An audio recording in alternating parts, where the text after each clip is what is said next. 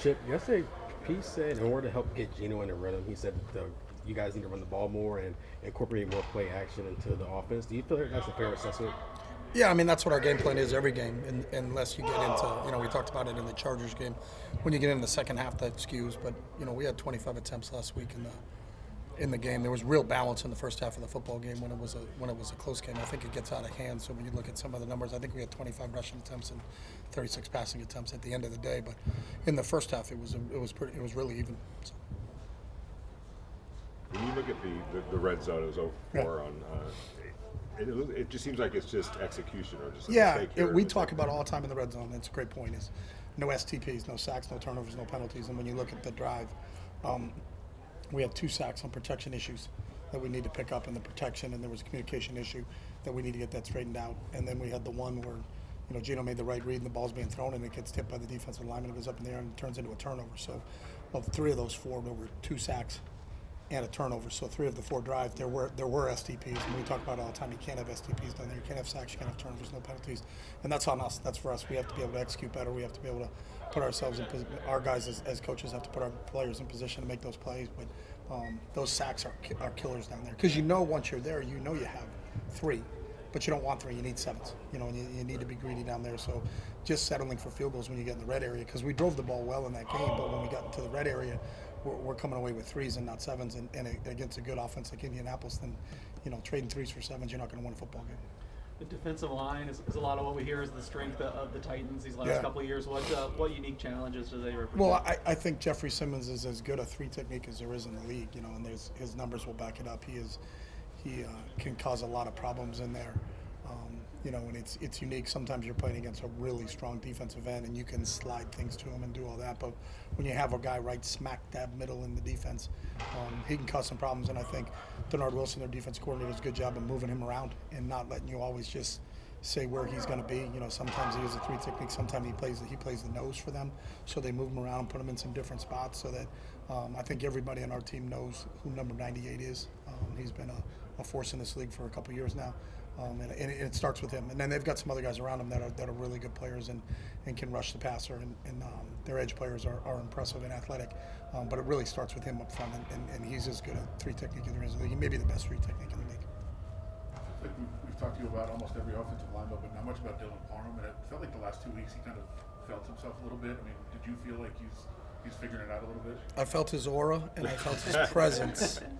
No, I think you're 100% right. I think Dylan, in the last 2 games, has really starting to come into his own out there at left guard and starting to get comfortable, with Jordan on one side. And then he had to make an adjustment because he's had Colton next to him for the first through to the end of the Bears game, and then to make the transition with Stone next to him. But I think, obviously now all of a sudden he's the older guy on the left side when before he was the young guy on the left side because Colton was there. So, but I think you're 100% right. I think in the last 2 games he's improved his play and really excited to kind of see him continue to develop and grow at the left guard spot. Jack Bush, 3 receptions, all 3 about the first downs. And also showed well in the blocking game. Is he earning a bigger role as we go along here? Yeah, everything's earned here, and that's Pete's whole mantra about competing. And for Jack, he's an inside receiver, and one of the issues with Jack is we really are high on Jack is that you also have Jacoby in there as your inside receiver. So he's starting to carve out a little bit of a niche for himself. The ability to move Jacoby around and play him in a couple different positions, and then frees up the ability for Jack to come in and kind of take his spot. So when you only dress 4, and I think in some games 4 or 5 wideouts, then they're all going to contribute. They all have to contribute and play. And really, it's Trey and Tuck, and then after Trey Tucker and Jacoby, then we're kind of spinning them behind him and seeing who can fit. And Jack's done a nice job when his number's been called. Outside of the running game and being more balanced, is there any other way to get Geno more comfortable? So he's I think besides the one throw in the second half, Geno was really comfortable. The pick in the first half, it's a pick and it goes down in the books, but he made the proper read and the ball was going to the right spot. He got hit by a defensive lineman. So I think sometimes not all interceptions are the same. You got to kind of look at where they are and how they did it. I thought in that game, you look at that first drive, we had a 15-play drive that got us down there, but it was the sack that knocked us out of it. It wasn't the quarterback that knocked us out of it. And in the next drive we drive down there, it was a tip pass by a defensive lineman. We got to get his hands down. And that's not Geno's fault either. I think when you get into the second half, you had the one interception that I think we can put him in a better position as a coaching staff in those situations. But besides that, I think Gino's playing really well for us. On the back end of that, something Pete said last week is that a lot of these interceptions are really more on timing and not Gino really making incorrect reads. How much of your offense would you say is based upon pace and time, and how much better will this offense be once they can get to a certain speed that you want them to be at? Yeah, I don't think anything's based. Every offense in the NFL, when you're throwing the ball, is based on timing. So if it's a quick game throw, the line's not setting as deep, and they're attacking the defensive lineman, and the quarterback's drop is such. So, you hear about them taking a 3-step drop. Well, you're taking a 3-step drop, and you're making breaks at 5 to 8 yards, and sitting down. When you start to get into the intermediates, then you're starting to get to your 5-step drop. So every pass play in the NFL or in college or in high school is a timing deal. You're always trying to match the drop of the quarterback with the protection to the depth of the routes that you're running. So there's a timing aspect to all of those things. So it's just the more familiar we get with them, But this is the same guy who was ripping the ball all over the place in the Patriots game. So, I'm really excited about Gino. I'm really excited about his future, and I think he's a hell of a quarterback. In regards to just the timing and the interceptions and stuff like that, do you feel it's a need to get the ball out quicker, maybe? It depends on a certain play, like what you call, but I don't think Gino's holding on to the ball. So no, I don't think he needs to get the ball out quicker. That's not the case at all.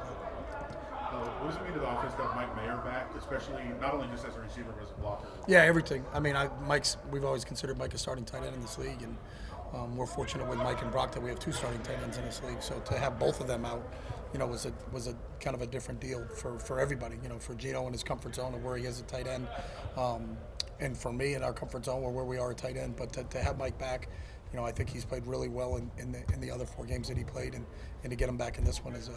Because he really didn't really play in the Commanders game, so really the 3 games he played, I thought he was really, really good.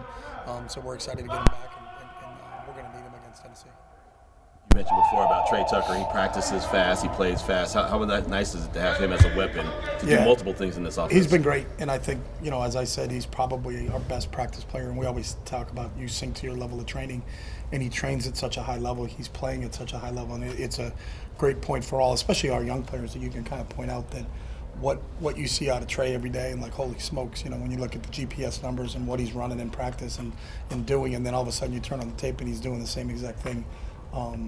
He's 3 or 4 passes over 20, getting behind people, but that's what he does in practice also. So he's kind of that what you want to show as a guy, like, this is how you practice, that means this is how you're going to play, and he's a great example of that.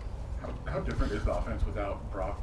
And just does it change your job just not having? Yeah, I think it changes everybody's job. I mean, you lose the premier tight end in the NFL, and that play calling is different. Some of the things that were tight end centric just because of where Brock was, and then Brock's versatility, your ability to move him around and play him at split end, play him at flanker, play him in the slot, play him at tight end. Maybe you really do some different things with him. Is you just lose that aspect, but that's the NFL.